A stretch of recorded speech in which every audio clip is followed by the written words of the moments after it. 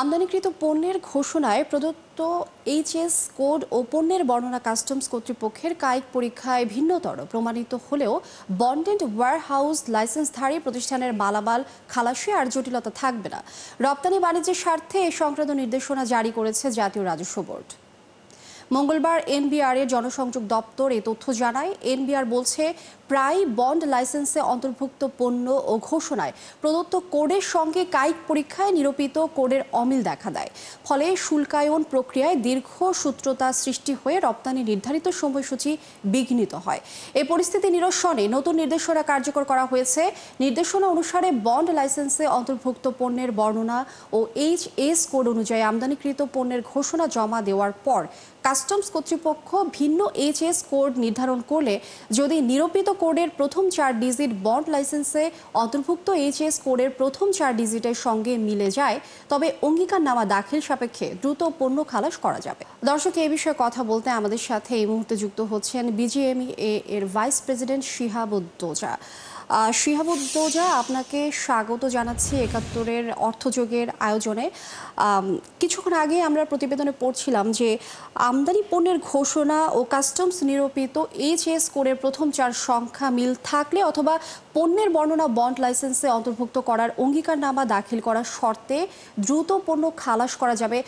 কি মনে হচ্ছে, এতে কি হয়রানি ও বন্দরে কন্টেইনার জট কমবে কিনা? আসলে আমরা এনবিআর এর কাছে চেয়েছিলাম বন্ড লাইসেন্সের এইচএস কোড যাতে ইনক্লুড না করে। বেসিক্যালি আজ থেকে 10 থেকে 15 বছর আগে আমরা যখন পণ্য খালাস করতাম তখন এইচএস কোডের কোনো প্রয়োজনীয়তা ছিল না বন্ড লাইসেন্সের ভিতরে। পরবর্তীতে ওই বন্ড লাইসেন্সটাকে ইনক্লুড করা হয় এখানে এবং এটা জটিলতা বাড়ে। এটা যেমন আপনার আমদানি পণ্য খালাসে আপনার জটিলতা বেড়েছে, তেমনি বন্দর যত বেড়েছে।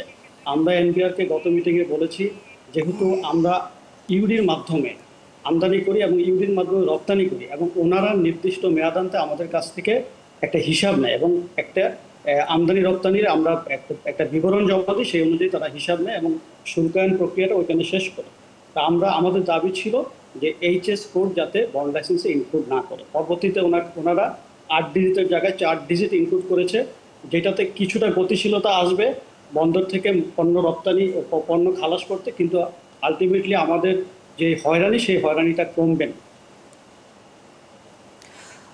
জনাব শিহাবুদ্দৌজা, আরেকটি বিষয় যে অভিযোগ আছে আমদানি শুল্ক ফাঁকি দিতেও অনেক সময় ভিন্ন এইচএস কোড দেওয়া হয়। হয়রানি কমাতে গিয়ে শুল্ক ফাঁকি বৃদ্ধির আশঙ্কা থাকে কিনা? না, আসলে দেখেন, শুল্কায়ন প্রক্রিয়াতে যারা সম্পৃক্ত থাকে তারা যদি যথাযথভাবে দায়িত্ব পালন করে, সৎভাবে দেশপ্রেম নিয়ে যদি কাজ করে, তাহলে সেখানে শুল্ক ফাঁকি দেওয়ার কিন্তু কোনো সুযোগ নেই।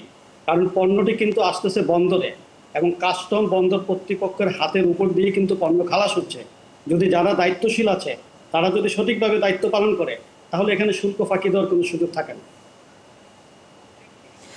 এনবিআর এর নির্দেশনা যথাযথভাবে অনুসরণ হচ্ছে কিনা এই বিষয়টি একটু জানাবেন, আর সেটা মনিটরিং করা জরুরি কিনা কি মনে হচ্ছে? এটা কি শুধু কাগজে আদেশ হবে না তো? মানে বিষয়টা কি এমন না?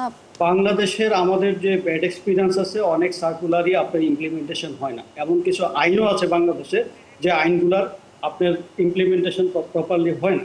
তো সেক্ষেত্রে আমাদেরও এখানে একটা সন্দেহ থেকেই যাচ্ছে আলটিমেটলি এটা প্রপারলি ইমপ্লিমেন্ট হবে কিনা। তা আমরা এই জিনিসটা মনিটরিং করব, সরকারের সাথে যোগাযোগ রেখে আমরা দেখব যে প্রপারলি যতটুকু আমরা সার্কুলার পেয়েছি কতটুকু ইমপ্লিমেন্ট হয় কিনা, সেটা আমরাও একটু যোগাযোগ রাখবো। এবং আমরা যেটা আশা করছি যে যথাযথভাবে যদি ওনারা এটা পালন করে, তাহলে রপ্তানিতে কিছুটা গতিশীলতা আসবে, কিছুটা হয়রানি কমবে। জনাব শিহাবুদ্দৌজা, আপনাকে অসংখ্য ধন্যবাদ আমাদের সাথে যুক্ত হবার জন্য। দর্শক, আমরা এতক্ষণ কথা বলছিলাম বিজিএমইএ এর ভাইস প্রেসিডেন্ট জনাব শিহাবুদ্দৌজার সাথে।